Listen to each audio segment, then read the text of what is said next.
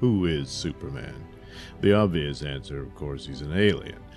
And in that aspect, he's never quite at home and unable to be at home even with himself within the circumstances that he finds himself in the only home that he'll ever know, his adoptive world of Earth.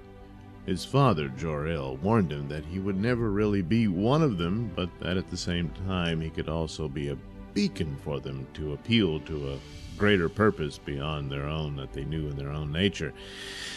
But this put a bit of a problem on the life of Superman himself, because within his own Kryptonian identity, the manifestation of which was his powers. And, well, there was the conundrum. His second father, Jonathan Kent, wisely told him to keep it under wraps and hidden, but almost to a fault.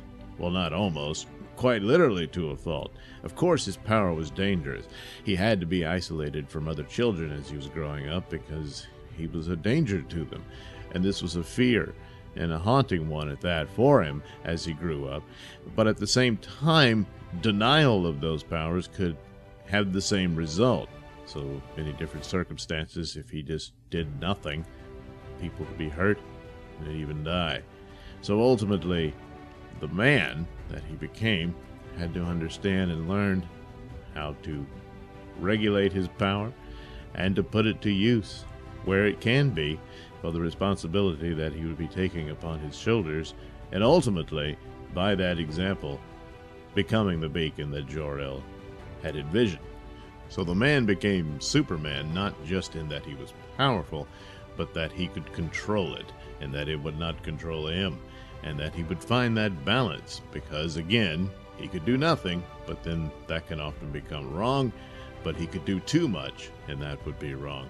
And he found the balance in his battles, initially with General Zod, albeit a bit clumsy, and a lot of dangers, but, as often is the case, through mistakes and accidents, one does learn. And learn he did, even to the point where he laid down his life for the survival of his adopted world. And although he is always an alien, and was never truly going to be one of them, he would have to find a way to achieve that anyway, and he did so through the love of his parents, his adoptive parents, and of course eventually his love for Lois Lane. And in that aspect, he became one of the people of Earth.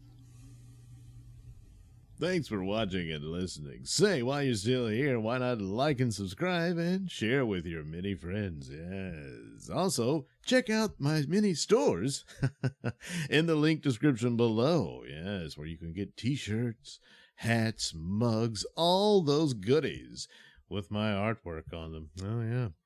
And head over to indieplanet.com and pick up a copy of my comic book, Night Night. Oh, yeah. You can also catch me at my podcast, Mr Nailsin Show, on RadioMisfits.com. And you can also watch my videos on BitChute.com and now on Rumble.com. Oh, my goodness. So many places to watch me and my stuff. Oh, yeah.